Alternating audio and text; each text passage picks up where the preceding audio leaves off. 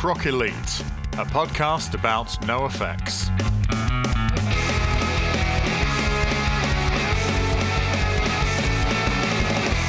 Hi everyone, welcome to... What's that? What? I can hear surf guitars paving the way for several genres of punk. Oh, I know what it is. It's my co-host. It's Red Kennedys. How are you doing, Red? Hello, it's me. How are you, Eddie French? I haven't prepared. No, that's fine. I haven't prepared one. I'm good, thank you. I'm here with Red Redmond. Not Red Kennedys. Who would call their child Red Kennedys? Redwood. Yeah. Well, that would mean that I'd have to change their last name. That sounds like a nightmare. Oh, that's a pain in the ass just for it, yeah. Yeah, Anyway. Don't do that. How are you doing, Red? I'm very well, thank you. How are you, mate? Good, yeah, not bad, thank you. Yes, doing all of what I can to be all right. We've got an album review today. I say review. I say review as if we actually sort of really go deep on these things. We talk around the album. We use it as a springboard, but we talk about Ribbed today. And I'm really enjoying these album reviews as well because I feel like now in particular, like we're really getting into the meat of it. Like I feel like I'm really seeing, NoFX progress as a band album to album. Yes, that's the exciting bit for me. Getting into this stuff, which we're getting into more and more familiar territory the further we progress with these, because there have been a couple of moments in the previous ones where I felt slightly like I've run out of things to say because I don't have such a firm relationship with those albums. Yeah, absolutely. But it was nice to listen to this one and kind of get to know it, because this is one of the ones that I hadn't previously listened to start to finish. Yeah. But again, pleasantly surprised, as I always am with these formative albums. I think it's really exciting to see the band that they've become. And I think it's one of the first ones that, it really stands up.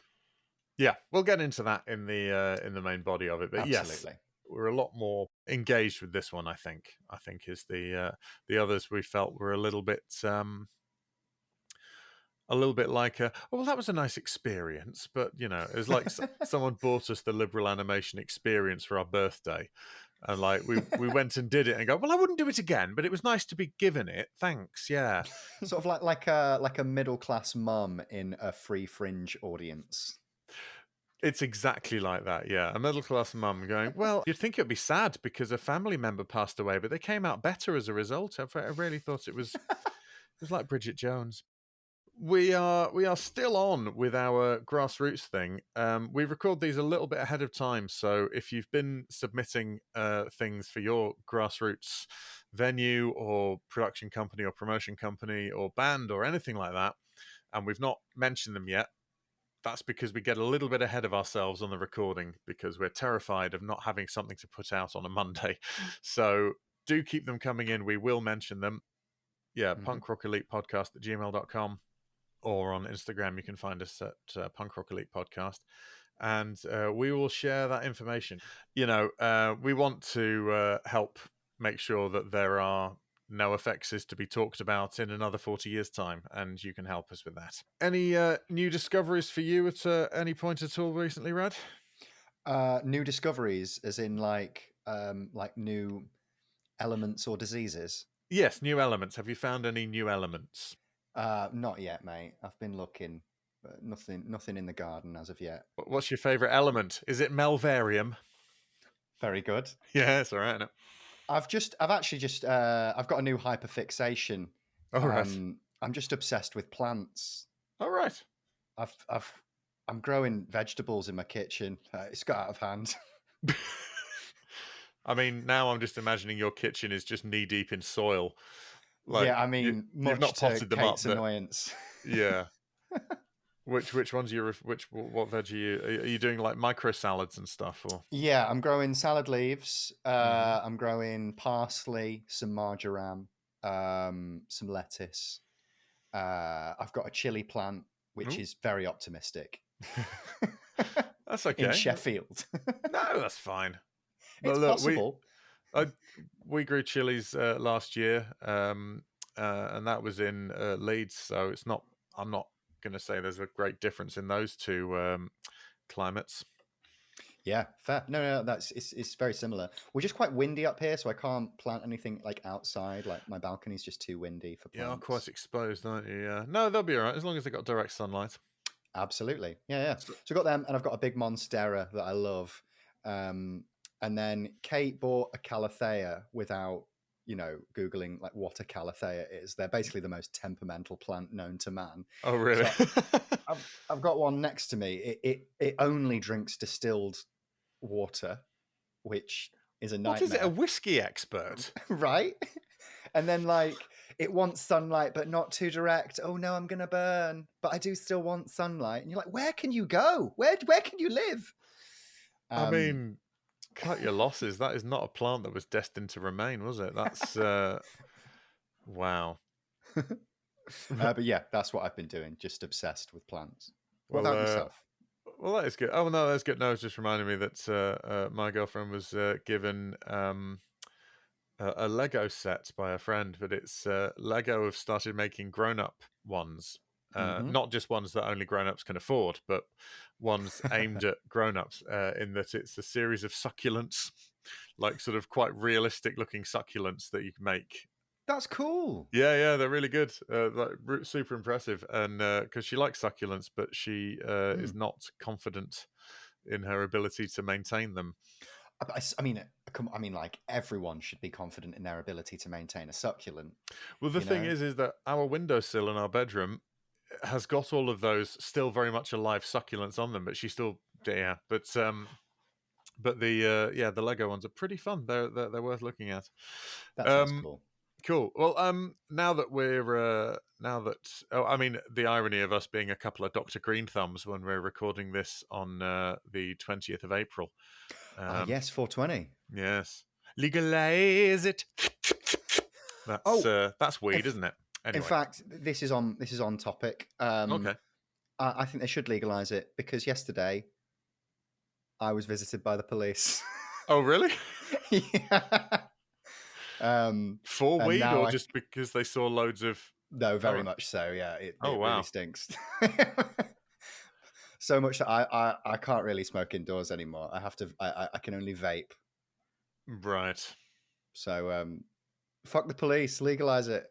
So what they came and said, we know you have. Can you knock it off, please? Was it one of those kind of visits? Very much so. They were very polite, actually. But like, I take a little bit. Obviously, like I take, I don't like it. But it's just that my corridor on my floor sometimes smells of dog shit and cabbage. But I'm not allowed to report that to the police. Who's smoking dog shit and cabbage?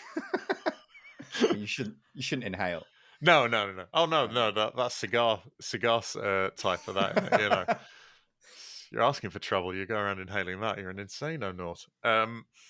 Yes. Well, I'm very sorry to hear that that you were shaken down by the fuzz. Nah, it's all right. It was being dealt with. Oh, okay. As in, you said, "I'm very sorry. I'll not do it again," and they went, "Okay, thanks." No, I just didn't let them into the flat and said, "Oh, I don't know. That's very strange. I've not heard of any smoking of weed around here." I've just realised this podcast is very incriminating. I can knock that out if you like, but no, keep it in. Fuck them. Yeah. If they are that desperate to nick you, yeah, like they fully deserved. If they get me on this, fully deserved. Then they've definitely done the work, and they go, right, finally, one of that dreadful weed epidemic that Sheffield's in. But yeah, well, I'm glad you're still on the outside. Always remember Tony Sly, and we'll dive into ribbed now, where I don't think any of these offences are arrestable unless not taking a shower for a few days is an arrestable offence. But it seems like normal in your corridor. Anyway, we'll be back in just a moment. And we're dropping right into it now. Ribbed. Red, how much had you heard of Ribbed before? You know what? I'd heard more of it than some of our previous album reviews. This is their third studio album. Third full length, yeah. One thing I'm noticing as well, NoFX are really keen on front loading the album with a really good opening track. Their starters are very, very good. I agree. And I believe that Ribbed starts with Green Corn, Yeah. which I think is my first favorite NoFX song. Really? Yeah, so like when I got into NoFX, Hmm. I think I kind of, I'd heard bits and pieces, but then I basically started with the greatest hits. I just bought the greatest hits, Sure. just to try and get accustomed to their biggest stuff. Hmm. And after a few listen throughs of NoFX, I remember going like, "So, what do you think is your favorite track of NoFX so far?" And it was Green Corn. I think Green Corn is an absolute smashing track. I'd love to hear him play it live more. Yeah. I think they do it on. They've got an even worse live. Oh, cool, great. There's a version of it on there. Um, I think it is one of the earliest songs that they still throw in. Yeah, definitely. Either because it's the first song on the album, it becomes the signifier, becomes the sort of identity. Like you know, they've said in the past they think so many people rate Punk and Droblick so highly because it starts with linoleum. Sure. And so it could be a case of, people think of Ribbed and they think of Green Corn because you think of the first song on the album. Well, certainly back for any Gen Z listening, when we used to use physical media to listen to music, sort of there was a specific order. I don't want to sound like I'm being some sort of anti-young person thing, but I think that genuinely has shifted as a paradigm of music consumption. So Yes, absolutely. so Absolutely. I am saying that in a the culture has changed. I'm not making any judgment on it because it changed before I got into culture, and it'll change long after we're all gone. Because one thing I'm noticing is like uh, the first track off of every album so far is on the greatest hits, Mm. where I don't think there's anything else on the greatest hits from Liberal Animation. Maybe Freedom, maybe. I'd be I'd be very surprised, but But I know like Day to Day is definitely on the greatest hits. So like they do clearly consider their opening tracks to be the better tracks on the album. yeah. Let me see. I've got the listing up for greatest songs ever written by us. Which is a Yeah, greatest hits it is. album Yeah, we've got name. Green Corn, Shut Up Already, Yeah, Liberal Animation. That's the yeah. opening one, isn't it? Hmm. Day to Days, S&M Airlines, and yeah, I'm pretty confident. Yep, they're the only ones off of those two. Yeah, And then how many off of Ribbed? We got Green Corn. I think that might be it from Ribbed as well. yeah, So pre-Hefe, they've got like three contributions, one from each record, and they are all the openers. Yeah, absolutely, you're quite right. so like that's clearly been considered. Mm. They clearly think it's important to start strong, um, and I agree with them. I think NoFX spend a lot of time on track order for Yeah, uh, albums, and yeah, it does show. But yeah, so and I think uh, that's a good point that you make, that it's just less important now. mm, I know no effects are still like 6 years on Dope always jumps out at me as a oh great opening track off of Last Ditch Attempt. yes, um and so like they still clearly are in that zone. I don't think if NoFX continue to put out records without being a touring band, I think they'll still put out albums as recognizable from the late 80s, 90s, early noughties. Yeah, I yeah, don't think they're going to just sort of, drop a couple of tracks on Bandcamp every so often. They'll want to release an act because they like physical media and all the rest of it. So I think that'll still happen with whatever, once they've got the 10 or 12 songs that they're happy with. yeah, absolutely. And this is 91 that it's come out in as It's well. released early 91. In fact, yes, just over, March March 91 it was released, recorded in September 1990. Which, annoyingly for you, makes this the first NoFX studio album to have been recorded within my lifetime. I'm not that annoyed. I'm just doing. I figure sort of there should be a big fallout soon because we need to sort of will they won't they bump up those listens.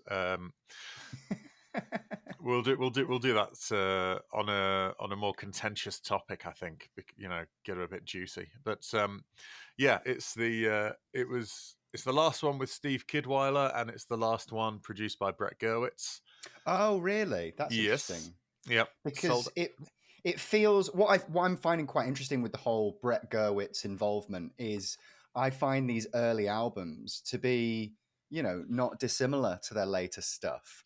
And I feel like whilst he may not have worked on the later albums, I'm sure there's certainly a few tricks and tips that they learned off of these formative albums that they've brought to their later studio work. I think with any creative endeavor, your Mm. early experiences are going to shape how you pursue Yeah. it later on, particularly if you end up doing it for another 30 years. Mm-hmm. So, that's sort of the way it is. You can listen to any, and there are thousands of podcasts about creative endeavors. There'll be, there's ones about comedy, there's ones about painting and stuff, anything like that, sculpture. And it'll always be about who the first people you sort of came up with, who were your graduating class kind of thing. And so that's always going to, rub off on you, even if you sort of diverge from that point. Yeah, definitely. And Absolutely. it's worth mentioning as well, like this one also released on Epitaph. Yes. Yes, absolutely. This is an Epitaph one. I don't know when they switched over. It might have been Longest Line. That might have been the first. I think for a while they were putting out full albums on Epitaph and putting out their sort of EPs and stuff on Fat. But I don't quote me on that one. That one's a bit hazy.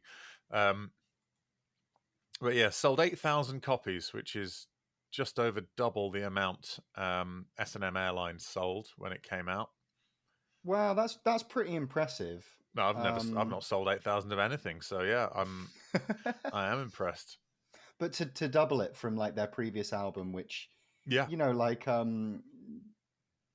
S&M Airlines, but I mean both of these albums, S&M Airlines and Ribbed, do feel like proper, almost quintessential NoFX albums. It's impressive to see them so early in their career.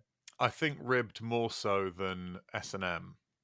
Okay, yeah. I for some reason this is the first one. Also, I think the shift there is a marked improvement in Mike's voice. Sure, yeah, no, I'll agree with that absolutely. I think But that there's something I think I favor S&M Airlines over this one. Oh, really? Okay. There's something that I've been trying to put my finger on whilst I've been listening to Ribbed, where I think it's a little bit of a departure from the NoFX that we like. In Right. that, I think maybe it's just I mean, I'm sure. Well, art is subjective, so I'm sure it just comes down to personal taste. But there's something about the humor in this album that I mean, there are songs like there are songs that are meant to be funny, but there's something about the humor that doesn't hit here. And I suppose that's a little bit ironic having that complaint after listening to Liberal Animation. Yeah, I mean the good thing, the thing you can say about Liberal Animation is that if you don't read the words along, it's very hard to tell what any of the words are. So Sure. you get to just hear it sonically rather than with any meaning, I suppose. Yeah, but I mean, there's stuff that's sort of more out and out deliberately funny. Well, I mean, Together on the Sand, which fucking hell.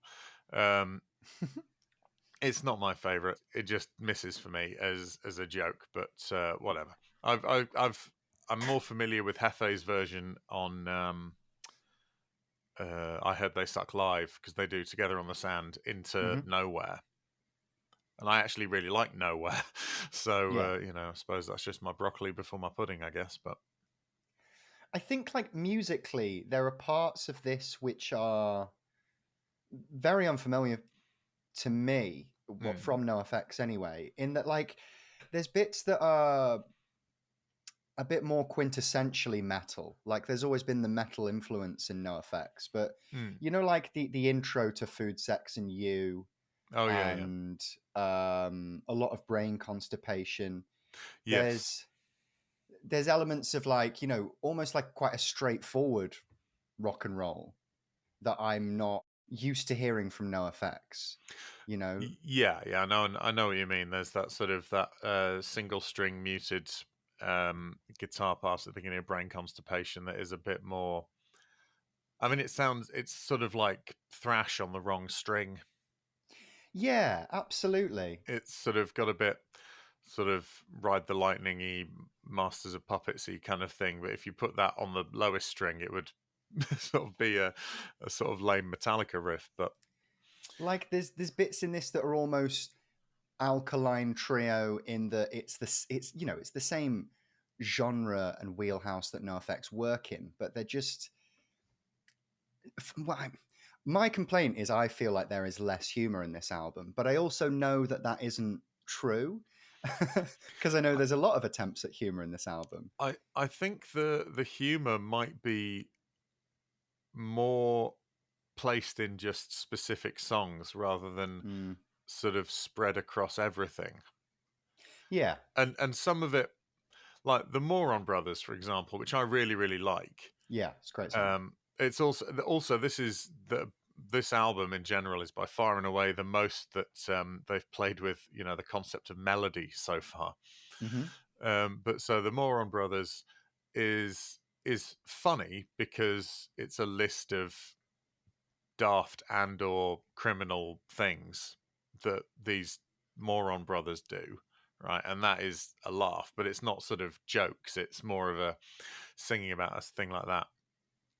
Yeah, LA is funny in that it's very sort of sneery and sort of rather dismissive of LA posers. It's also, ironically, it's also the exact same chord sequence as "Do What You Want" by Bad Religion. yeah. And the same chord sequence Pennywise would use for everything they've ever done. Uh, Oh, oh, maybe should we not. make? I want to make our listeners hate me. Oh, go on. The Pennywise album I enjoy the most is Oh the yeah, one that didn't have their singer on. the one where Jim left because he had to change some nappies. Yeah, All or Nothing is like such a good album, like I, start to finish, like wall to wall bangers. I remember when that came out, and you said, "I really love this new Pennywise album. Am I all right?" I'm like, "Yeah, you're fine." Like, Pennywise have never been one that I've been. There are some songs I really really like, Hmm. um, and Straight Ahead, that album I quite enjoy. But it's just they've not been. I don't know why, just not tick the box for me. Much the same way I love Alkaline Trio, and you don't find them to be particularly anything. Yeah, It's one of those there's things. bits and pieces. You know what? In fact, that is a perfect comparison because I feel like that about Alkaline Trio. I do like certain songs and I do Mm. like bits, but there's something that stops me from enjoying a full album. Yeah, and I have that, whatever it is, that particular block with Pennywise. Mm, I do think they are more than just do. Although they did do a cover of "Do What You Want," and they nice. probably could have not done that and maintained some facade. But anyway, no, I I'm would just like being. to hear more of that. No effect. Sorry, the Pennywise album, All or Nothing, because it's the one they made without Jim, Yeah. and my understanding is like Jim has like vetoed them ever playing anything from it live. Well, it's sort of like their version of. It's almost like they became like the Descendants slash All. They sort of Yeah. just got like a new singer in, and it was sort of a very different, pardon me, fairly different thing. And then the original singer said, "Sorry, I'm ready to come back now." And it seems so unfair.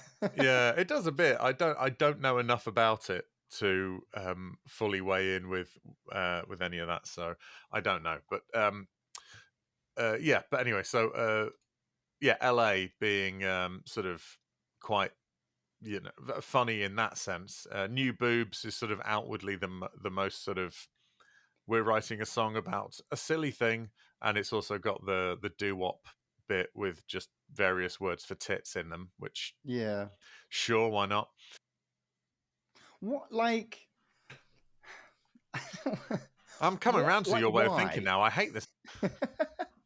Like the whole new boobs thing is just a little bit like why have you done it for me? Because it feels like the start of an idea.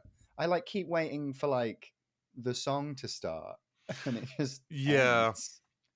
the thing is that it sort of feels, when you've already had the Moron Brothers with the do do do do do do Yeah. business, and then to only what 5 songs later have a doo wop bit with all of the, you know, new boobs, new boobs, all that stuff.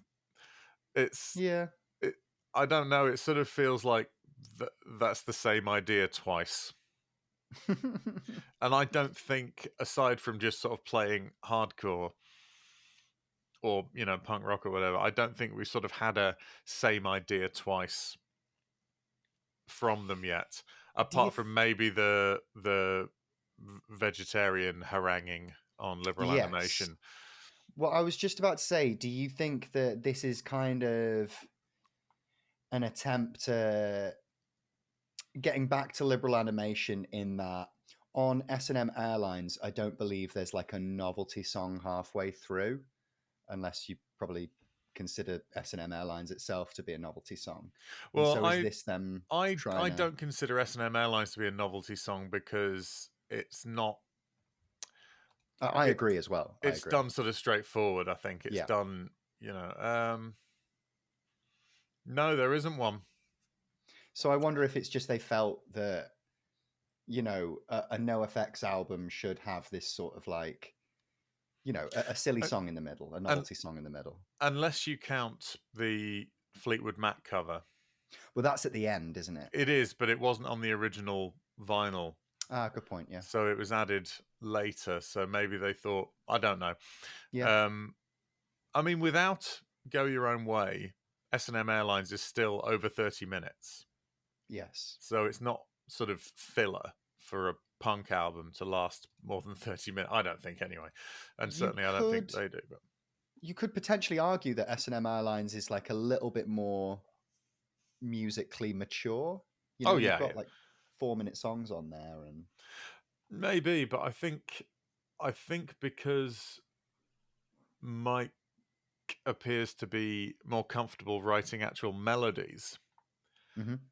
that maybe you don't need to have so much riffage and musical ideas and stuff surrounding it if you've actually got a melody. You Yeah, know, the Ramones didn't need, you know, huge long intros or, you know, that kind of thing. It's like the tunes were good enough that you didn't have to do it that, you know. You can keep them to under 2 minutes if they're going to be solid like that, or, you know, or in some cases, there's a couple of, there's what,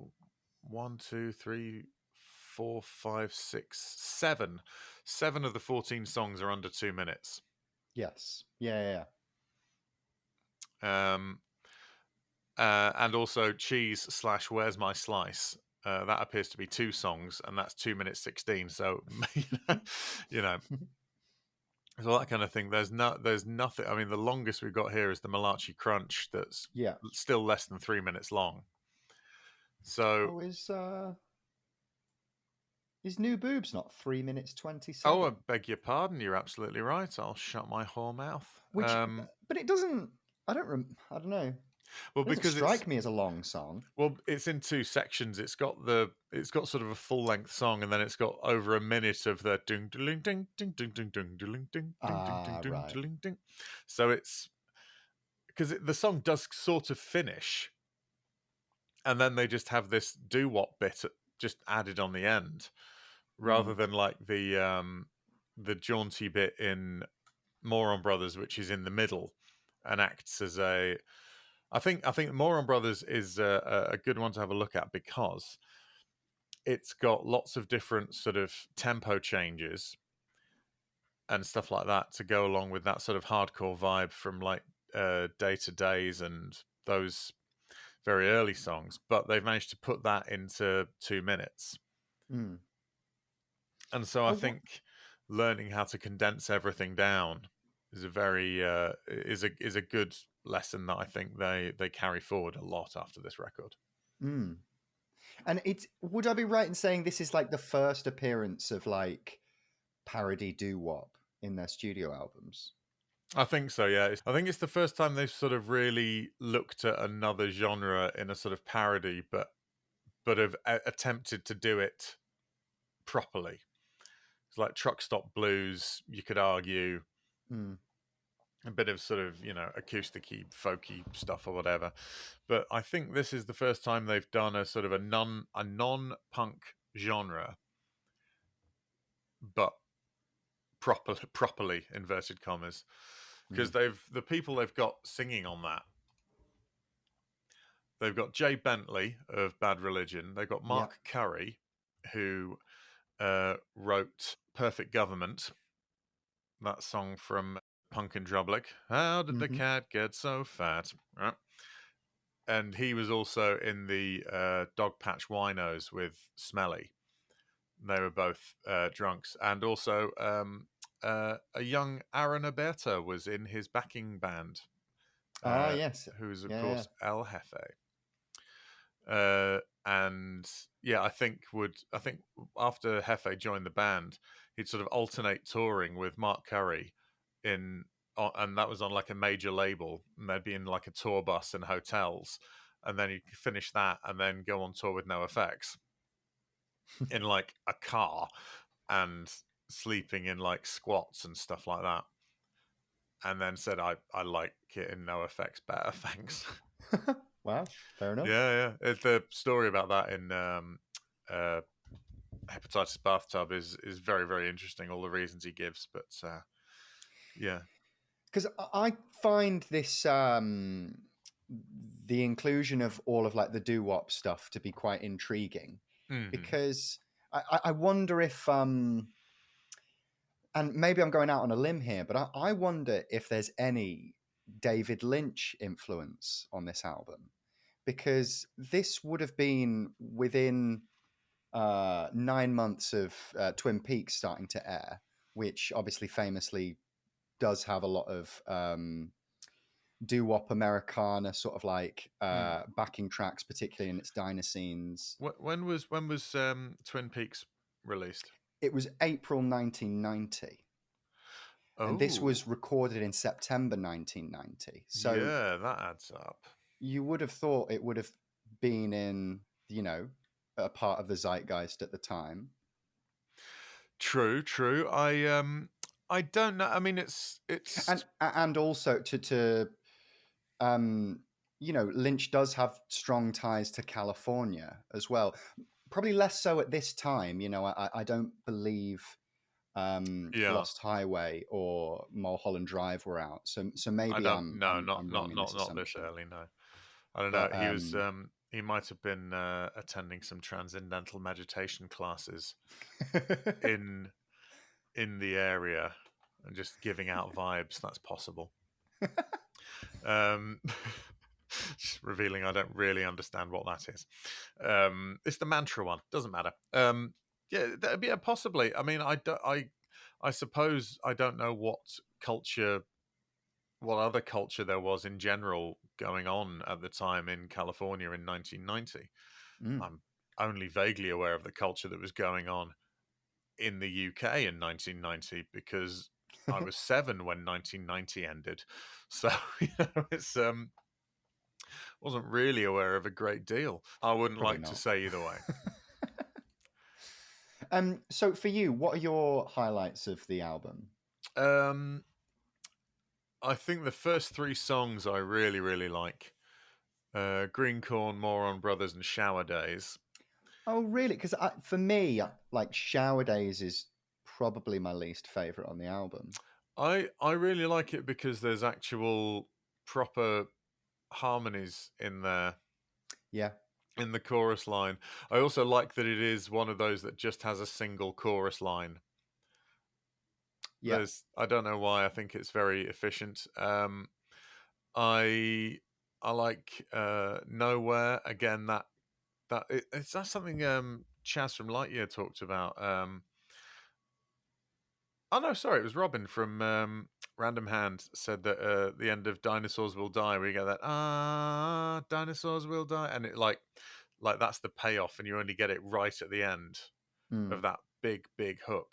And I think you can see that in Nowhere and in sort of Shower Days on that chorus. yeah, I also really like the Malachi Crunch. yeah. That's a great the great riff and the tempo changes and all that kind of stuff. And in fact, that brings us to a listener correspondence Oh, exciting. because I spoke about, or we spoke about the Malachi Crunch. Oh no, it was in one of the trivia ones, Yeah, yeah, yeah, yeah. and I got it because I was the answer was just the flu, and I said the Malachi Crunch.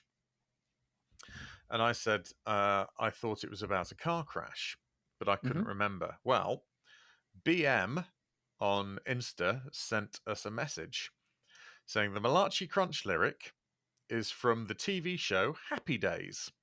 Oh, So I was quite wrong. The Malachi brothers I are. mean, hey, Happy Days is a car crash in its own right.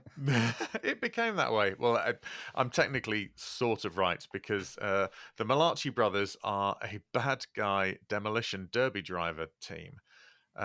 They team up to crunch the opposing cars, right? So Right. that's what they Yeah, yeah. do. Our hero, the opposing driver, is Pinky Tuscadero. Was it good? Absolutely. Loving the podcast. Thanks. Well, thank you, BM. That's Highline69 on Insta. Lots of nice photography on there. Although BM did say get it back in touch to correct themselves because they'd initially said that Susie Quattro had played Pinky Tuscadero, Oh, okay. and that's not true. It was a different actor. Susie played her younger sister, Leather Tuscadero. Susie Quattro played, and I've had a look here, right, and I've gone on to the Happy Days fandom. The things I do. Basically, yeah. So Pinky Tuscadero. Right, this is the full story.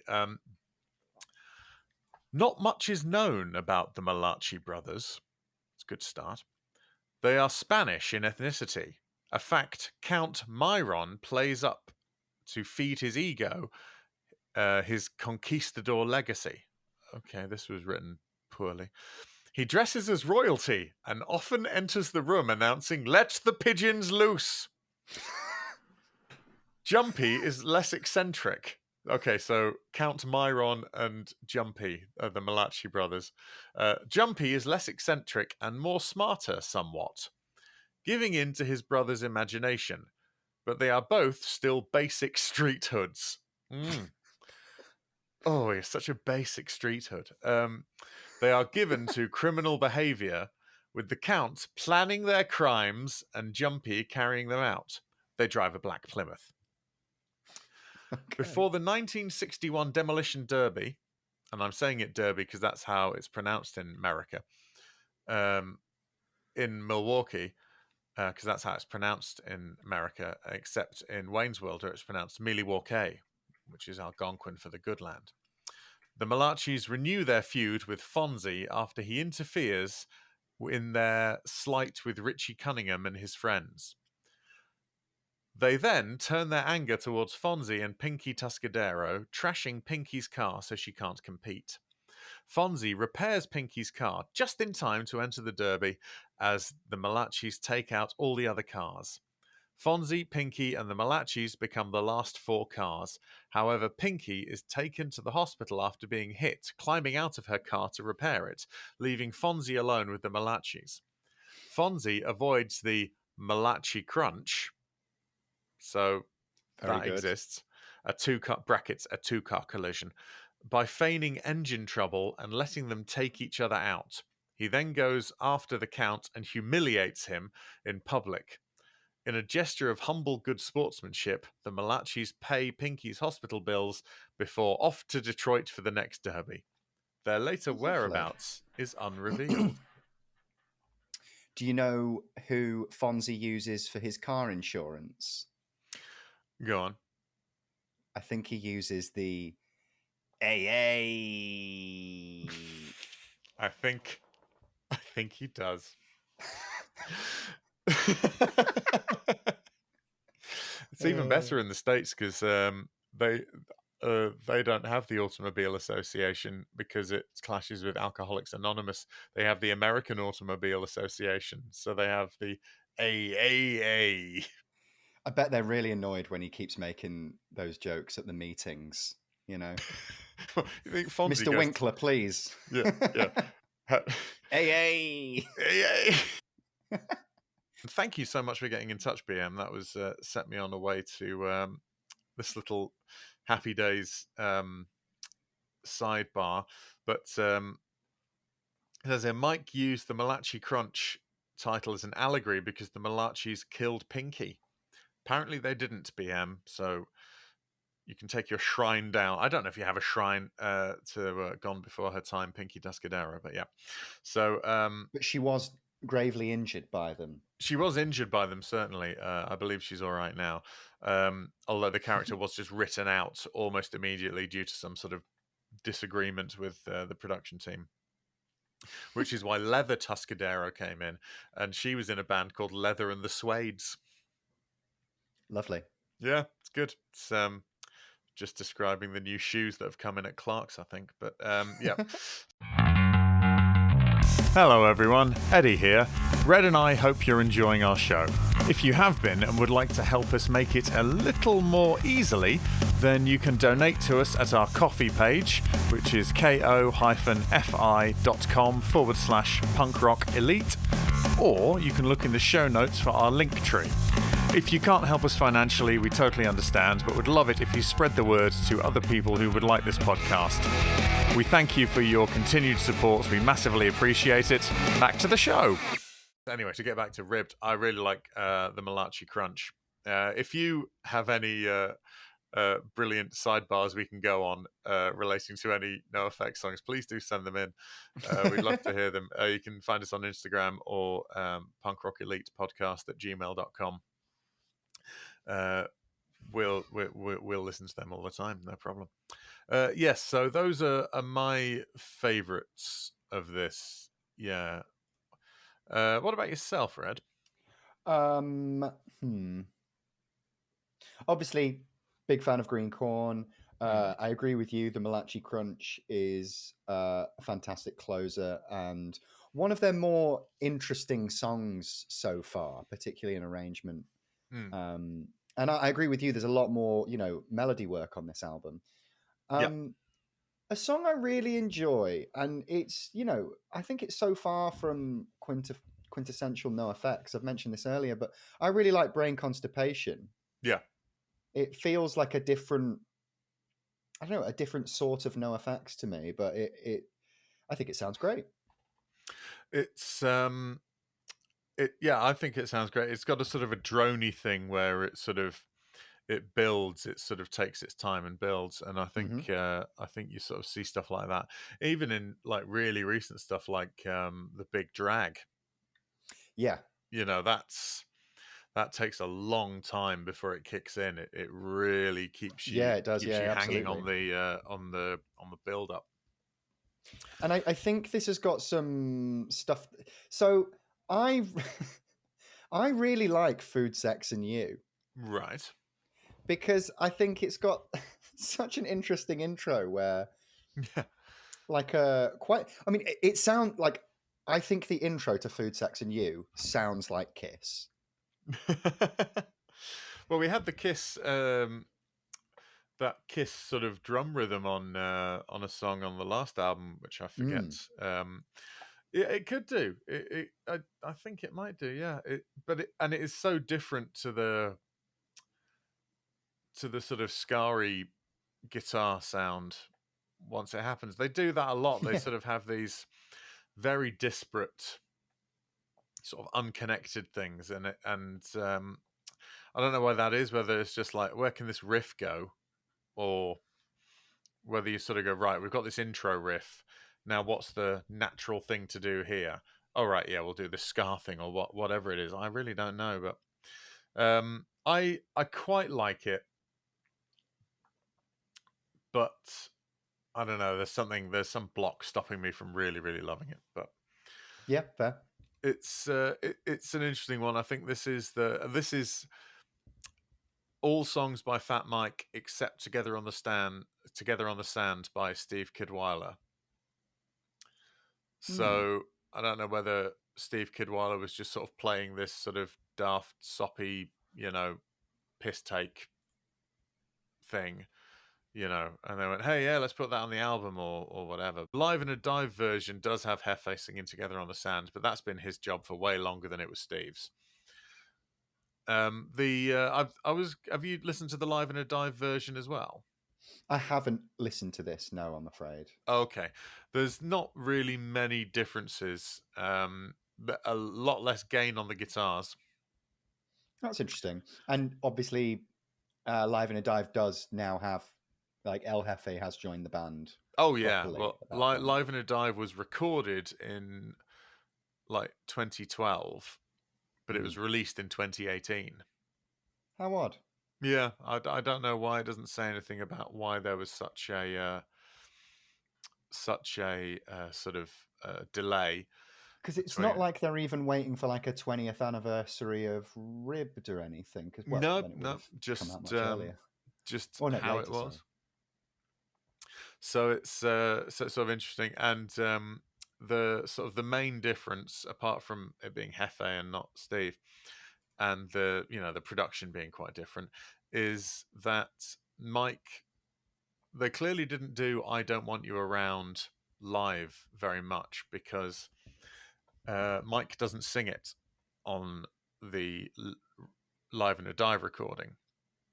Hmm. Cody from the Lillingtons and Teenage Bottle Rocket sings it, because it's too difficult to play the music and sing the song at the same time. So they just got, and also as they Hefe said, hey, he was in that other band. So I'm guessing Teenage Bottle Rocket were the support at that particular show, and Cool. with Mike's love of the Lillingtons, so you get Cody to do it. Although it does just mean that for a long time, Hefe just keeps on just repeating "ready ready over and over again, which is really funny. I don't know why I find it so funny that he's just making fun of him to his face, but and You any know what? opportunity. I can't wait for Teenage Bottle Rocket to tour the UK again. I've been waiting a long time. I saw them support Dropkick Murphys about 5 years ago, Oh, lovely. and I can't wait to see them again. Mm. Yes, I was hoping we were going to get them as part of NoFX's farewell in Leeds, but we don't, which is a shame. I think they are playing Slam Dunk though, or maybe I'm wrong. Oh, Teenage Bottle Rocket? Maybe they're not. It's I don't think so. well, I'm not sure, but I'm gonna find out right now because all I right, then need I let's need I need to know. I need do to this in know real time. because The if 20th of they April will are, be. like, I genuinely consider going to that.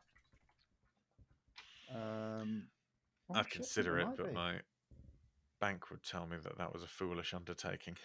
Holy shit, they are. You're right. Oh, right, okay, cool. I'm not going mad. This is I'm going to get on my soapbox now. This is a problem I have with punk rock in the United Kingdom. Right. Basically, bands I want to see, they what happens a lot is Slam Dunk gets announced, and Slam Dunk is, like, it's a pop punk festival in the UK, but it does have a little bit of a younger audience than us two. You know, like Yes. it's a bit more for like, you know, fans of Neck Deep and Yeah, yeah. people who, you know, Fallout Boy, that sort of stuff. Yes, just that generation or generation and a half before us.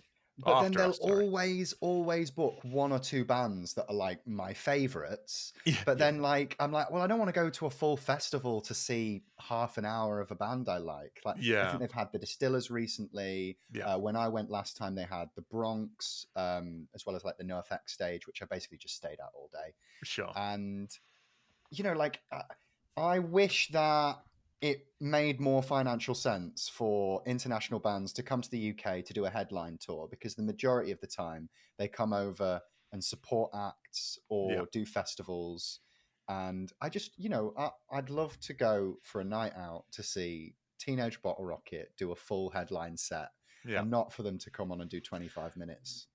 Or Um, for a sort of because basically we've got Slam Dunk, which is for people a bit younger than us, or we've got Rebellion, yeah. and it's like, where's our cheese? Where's my slice? Is what I'm asking right now.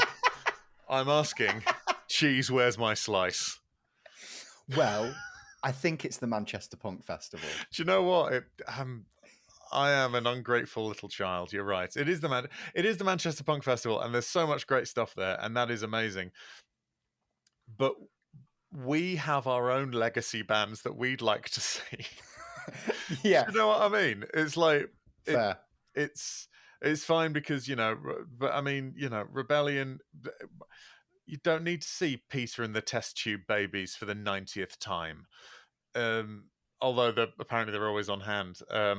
But you know that Rebellion is just that sort of little bit older than, you know. Total Well, respect for all the my bands who are still going, etc., etc. I'm not, to but put for it me, into it doesn't do much. perspective, my girlfriend's dad plays Rebellion. Right? Yeah, You know, and he is significantly older than us, as you can imagine. I should hope so. Um, but yeah, yeah, absolutely. That's it. In which band? The White Ribbons. Oh, haven't heard of them at all. I do apologize. They are they're really good, sort of like traditional old school punk band. Hmm. But a lot of their stuff is about uh, basically against violence against women. Oh, okay. So sort of like they have a lot of But they're not popular anti-domestic at Rebellion. abuse themes in their music. Well, it's a thing that my girlfriend has mentioned, in that, you know, like sometimes he'll hang out with bands who have very questionable lyrics. Yes, that does happen. I think we call that the exploited syndrome. Very good. Yeah, that's Did you? My mum's cousin was in the Exploited for a bit. really. Yeah, he drummed for them. Oh But well. it's one of those stories that my mum always talks about. But if you do go on Wikipedia, he isn't listed as the one of the 20 drummers they have had. It's So pretty. Yeah. Well, it's. I mean, there are a Scotsman of a certain generation who all claim to have been in the Bay City Rollers or some version of it at some point or other, and yeah. it's like, you know, it's that joke about, you know, the everyone gets a go at being in Atomic Kitten or whatever, you know. It's Well, like, it's the Free Trade Hall, isn't it? Sex Pistols at the Free Trade Hall oh yeah, yeah. trope. Which, funnily enough, I was watching the One Show the other day with Mick Hucknall, who is one of the Manchester legends cited to have been at the Free Trade Hall gig. You didn't learn much from it. He admitted live on the One Show he wasn't there. He didn't go. Oh really? Wow. I mean, you could tell by his output, but you know. I love the thought of coming home to you. I don't know, mate. Have you not heard John Lydon sing Stars? Fall from the stars. Yeah. To be fair, John Lydon singing Simply Red is basically what Public Image Limited sounds like to me. Oh my god. You've cracked it. Everything's falling. Yeah, it is. Yeah, because Mick Hucknall always started his song by saying hello for 25 minutes. Have you seen Public Image Limited have just announced their latest UK tour, I think today, Okay. and the dates, it is the strangest collection of dates and venues I've ever seen. They're like doing venues and towns I didn't know existed. Uh, they're doing Lincoln's Engine Shed, which is a lovely big venue, Yeah. but then like they're doing Torquay, and they're doing somewhere called Buckley. Buckley. Yeah, and That's like six Blackburn. different places just blended together. Is Yeah. it? Is They're it not yeah. doing like any like major cities. It's like I don't know. It's so strange. I assume there must be reasons for this. I don't know.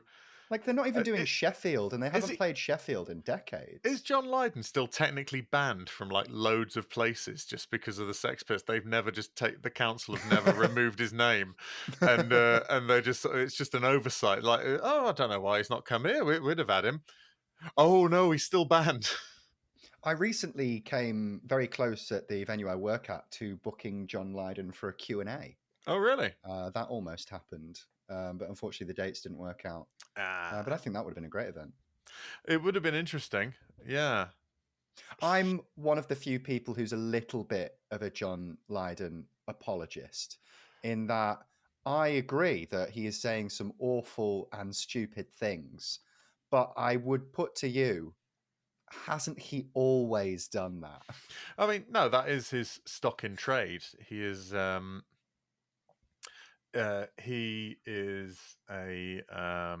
what is the word? Um, Cunt. oh, he might be a cunt. I don't know about that though.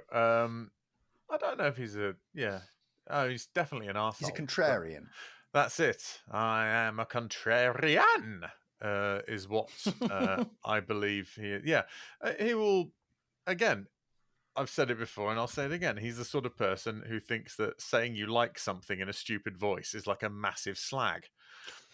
Yeah, Oh, I love I this thought that was observation. brilliant. Oh yes. Oh, hilarious. Yeah. It's like, wow. It's He and thinks that sarcasm is the highest form of wit. he thinks that it's the most cutting. Certainly, he thinks that it's like, I wouldn't like to be whoever I just burned. Like it'd be awful in a like John Lydon in a roast battle. Oh, I must say, I think your shoes and weight are perfectly normal and good, actually. I mean, I don't do roast battles as a comedian, but I might do it one day. If anyone asks me, I might just do it as John Lydon and see how successful I am. Not at all, I imagine, but yeah, no, I think a Q&A with John Lydon would be interesting. Obviously, is as of recording, his wife has only just recently passed away, which is a tremendously sad state of affairs. And she, in Absolutely, yeah. fact, I say this, I've completely Nora, that's her name. She was responsible for pretty much a third of the London punk scene actually having somewhere to live, because she Okay. was it um, either Viv Albertine or Hmm. Ari Up.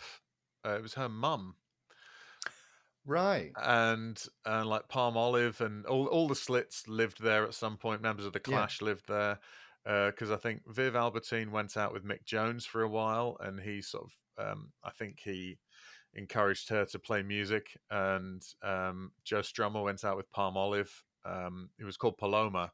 She was from Spain. Is from Spain. She went on to form the Raincoats as well. But he went out with her, which is where his obsession with all things Spanish came from. Mm. Hence him fleeing to Granada when he was had enough of the UK and uh, Spanish bombs and stuff like that. Because she'd come from Franco's Spain, she'd come from a fascist dictatorship, and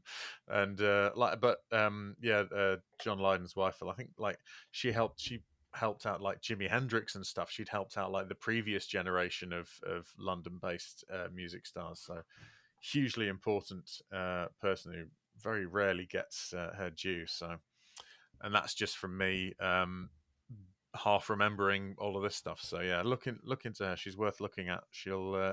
She's had a huge impact on all of these things, and is one of the reasons that we're talking about this today. You know, so Mhm. so no, I think yeah, I think I know you are an apologist for John Lydon in the sense that you sort of go, I think it is quite funny that he says stuff to annoy people. Uh, My only thing is, I think that a lot of people's criticism of John Lydon is like, oh, I can't believe he's saying all this stuff. Hasn't he changed? And I go, I think he's one of the most consistent people in music in terms of yes, his beliefs. I think that he has always said things just to annoy people. I oh don't yeah, think that he's said much that he genuinely believes in, and I just see this as a continuation of that. yes, I agree. I think it's that thing of the person who's just always going to take the contrary position to whatever is being said. Yeah, it's not sort of outside of that sort of 77 initial burst of punk. I don't really find John Lydon a wildly interesting person to talk about, I must say. Sort of his Mm. contribution to that sort of thing happened, and like that initial punk thing, it burnt out very quickly, but it was sort of designed to. It had obsolescence built into it. Yeah. If you take my meaning on that. How I'd did also like to say at this point that I've checked the Slam Dunk lineup, and I can confirm that Teenage Bottle Rocket are the only band I would like to see. who else is on there? Your headliners, Enter Shikari, Oh, Offspring, you know, Bowling for Super main support, Less Than Jake. oh, I like Less Than Jake. Gainesville Rock City. Mm? That's hooky AF. But is that not one of the ones that I've listened to? I don't know. No, I it's don't a know song, actually. not a full record. But Oh, okay, I was sure. just pulling out a song. That one's yeah, no, that one's good. But again, they're really good live. They're Yes. possibly one of those bands that have yet to quite catch the magic in a bottle. I kind of think like the Mad Caddies are my Less Than Jake. Fair enough. You wouldn't be and, alone in and I that. have and I have seen them at Slam Dunk actually, and when they were on they performed on the NoFX stage Yeah. with Bad Religion and the Bomb Pops. Mm. It was a pretty good day actually. Yeah, sounds it. Before we wrap up the podcast, any final thoughts on Ribbed? We should talk about Ribbed, shouldn't we? I feel that this is somewhere between a natural progression and a bit of a rush job. Okay, yeah. My eyes just keep coming back to Together on the Sand, thinking, Mm-hmm. why is that in there? It's not very funny. That sort of sours it for me a little bit. Live, it's a bit more understandable in that there's an actual audience to like laugh at it. If you see what I mean, it's like more interactive, Yeah, you know. yeah. Um, and so I think that of a lot of sort of like comedy songs, it's like live that is probably kind of funny because people will be reacting to it, but on record, it's like it must have just got less and less funny every time they went, okay, we'll take that again. Okay, now we're going to sit down. We're going to produce this, put the effects on it, all the EQ and all the rest of it. And it's like, I don't know. But overall, I'd say we've seen a huge leap in melody, in Mike's ability to write and perform them. Yeah. I think that's notable. Um, I think, yeah, stuff's getting like melodies are getting catchier, and we start to see a few genuine classics. I think like the Moron Brothers is still a very, very popular NoFX song, Mm. and And for good reason, I think. I feel like going back to, I know I've made this point before, Mm-hmm. but I feel it again with this album. I would love if their upcoming dates, where they are playing two back to back albums, if they chose an earlier album and then a later album. Like, I would love to go and see them have done Ribbed start to finish, followed by Punkin Drublick, just because I'd love to see the band that NoFX currently are play these songs. I think it'd be really interesting. Yes, well, I think. Well, I mean, the funny thing is that even the ribbed live in a dive is the recording is 10 years old. Mm. And yeah, I mean, like I say, I know, like this is a request that I've had, but maybe they've made the decision of what albums to play out of consideration for El Jefe, because obviously, like he wasn't a part of the creative process on these earlier albums. No, but I think equally that's just because they were earlier albums, and as Mike has said on many occasions, he feels that they're the most improved band. You know, their Yeah. stuff from. Well, I mean, to be honest, I think we enter vintage era on the next release, which is The Longest Line, which features Hefe, and again, while there's still improvement to be done, while there's still improvement to be done, it will it will be um, more noticeable of who and what they are, I think. Absolutely. But yeah, so what about you? So yeah, that's you'd like to see. And again, I'm very interested in seeing current NoFX playing old NoFX.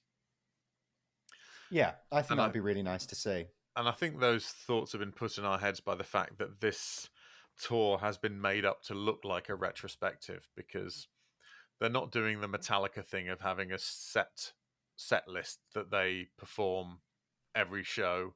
Hmm. They're not doing a greatest hits finale. I mean, the thing is that I don't know how long they'll be performing for, but say they do 90 minutes. If Yeah. they do 2 albums, there's still half an hour left of, well, presumably chit chat, but also there's half an hour of song. You know, it's unlikely they're not going to play Bob. Yeah, you And if you feel very strongly that even though they've announced like these albums, basically just them playing 2 albums back to back, you do think there's going to be like maybe a 5-song encore section or something like that. yeah, because I think that a song like Bob, which they rarely don't play, Yeah. if they don't do White Trash, then they're not doing Bob, and I think that seems unlikely. Mm. But again, we don't know. We might find out. Would I be devastated to not hear them do Bob again live? I don't know. I can't tell. At the time, I might be all right. Later on, I might feel. I couldn't say. That's just the difficulty, I suppose. But yeah. So, Ribbed, would you recommend? I would to fans of NoFX. I think it's probably the first album that I would recommend to someone who is unfamiliar with them. Um, This is the first one you'd give to someone going in unaware. yeah, I think so. I think I Um, agree. I think that S&M Airlines is almost there, but like I just think um, I think people can get their heads around this. I think it's a good introduction to I them. I think the improved vocals are what do it, because Yeah, although the voice quality, it still has that sort of slightly flat nasal, all of the things people say about Mike's voice, but he's actually, broadly speaking, in tune yeah. at this one, and everyone doing the backing vocals sounds great, all the rest of it, and so I think that is where the big leap. This is the great leap forward, I think. Hmm. And then I think they take another substantial leap forward when Hefe joins the band. Absolutely. Yeah, definitely. And final bit of fun little trivia Oh, for this album. Um, so I believe Eric Sandin has been having different, he goes by different code names oh yeah, on yeah. studio albums up until later. So on this album, he is cited as Groggy Nodbeggar. Yes. Yes, I, d- I don't know. Like, there's some. I think there's one where he's called like her breath stinks, like her breath stinks written Well, down. But he was called Eric Shun, as in yes, erection, on I mean, S&M Airlines. yeah. The thing is, Eric Shun. That's like old school 77 bad taste nickname, like London scene. Yeah. Like Well, I so. believe it reminds me of Queens of the Stone Age during Lullabies to Paralyze. Their bassist, who I believe was just one of their studio engineers, his stage name was Dan Druff. Nice. Yeah. Well, had your man from the Dwarves left at that point? Yes. Yeah, yeah, by Lullabies. Yeah, yeah, Yeah, yeah. I think that was the first album without him. because I think he in the Dwarves went by Rex Everything. Oh, really? What, Nick Yeah. Oliveri? Yes, yes, I think so. I think I'm right in saying that. Because the Dwarves were all about, you know, um, aliases and stuff like that, weren't they? Yes, absolutely. I mean, I'm a big fan of Nick Oliveri, the bassist from Queens of Stone Age. His solo musical output and his stuff with Mondo Generator is really good music. But I understand he is a bit of a shit as a person. Yeah. But I I mean, don't. I I've think, not. I don't I know him. think, well, I mean, knocks around with Josh Homme, who's apparently an anus as well. Well, famously not Yeah, yeah, any well, any like they fell out. Supposedly Nick made Brody Dahl feel a little bit uncomfortable backstage, and so right. Josh kicked him out of the band, supposedly for something to do with that. Gosh, well, she's had a rough time. I mean, we could just turn into a gossip podcast. Let us know if that's the sort of thing you want to hear more from us, because Yeah. we just love to dish. We're going to break out the Gary Barlow organic rosé that I saw in B&M Home Bargains the other day. Glug that down like a big couple of chatty turfs, and so that's what we'll do. We'll continue this in the outro. So, Ribbed, it gets a tentative single thumbs up from me, Yeah, but is definitely a stepping stone onto something very worthwhile. absolutely.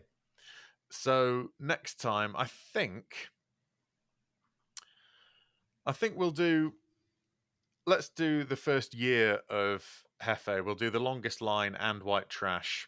Ah, okay, Longest yeah, together. longest line is 5 songs. It was released the same year as White Trash, Two Heaps and a Bean. So we'll just call it the year of Hefe and Yeah, do those two for the next in-depth album looks. good idea. Yes, cool. Yeah, if you have any feelings on Ribbed, give us a shout. punkrockelitepodcast@gmail.com or the Instagram. We'll see you in the outro. And that was Ribbed. Well, I think we certainly got to the bottom of that. Absolutely. That was ribbed for your pleasure, listeners. Red, we have been talking for nearly an hour and a half, and you've been sitting on that. Well, I mean, As it were, sorry. for my pleasure then.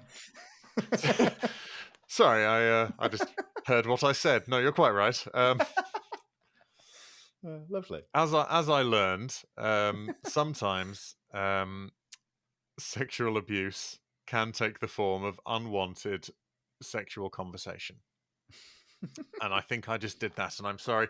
You've only just got out of prison, and Have I'm we got giving. have we got a HR department at Punk Rock Elite? It Do is, I but need sadly, to? it's me, and I take a dim view of me being criticised. Anyway, as you know, the HR department is to protect the company, not the employee. Yes, good chat on Ribbed. I think I'm looking forward to the next one because Absolutely, yeah. we're entering Hefe land. Absolutely, yeah. We're gonna listen to Longest Line EP Yep. and then White Trash, Two Heaves and a Bean. Yes, and that's very exciting. I hope, dear listener, that it's not seemed like we've been trying to get through these ones to get to the stuff we're really interested in, because it might feel that way because we always talk about what the band will become and all that kind of thing. But we genuinely have enjoyed listening to these sort of 3 pre-Hefe full lengths. Absolutely, and I'm really looking forward to the next episode because we get to dive straight into, as you've coined, Hefe Land. You know, the first introduction of one of our favorite members of NoFX. And I say one of our favorite. We like all of them. Yeah, no, we do. Yeah, but I think this is when it sort of solidifies. I sort of feel like those previous versions of NoFX were quite transient. Absolutely. And in sort of 8 or 9 years, first 8 or 9 years of NoFX, they were a 3-piece. They had a different singer for a little while. They had just like someone who sang on their own, and I think he passed away. They've had these sort of 2 main guitarists in Dave Casillas and Steve Kidwala.